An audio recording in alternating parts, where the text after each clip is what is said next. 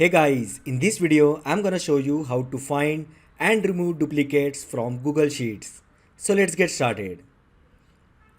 So for the purpose of this video, I have created this sample sheet and this is a sample employee data.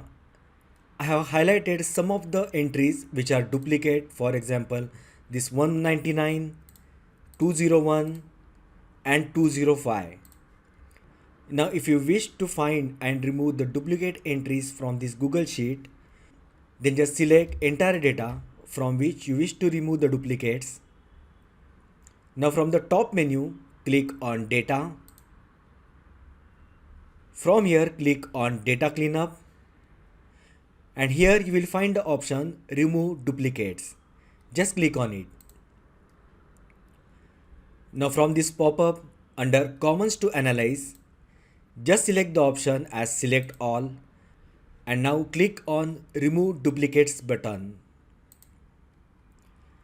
You will get the message 3 duplicate rows found and removed, and now there are 11 unique rows. Now as you can see, the duplicate entries are removed from this Google Sheet and all the data is now unique.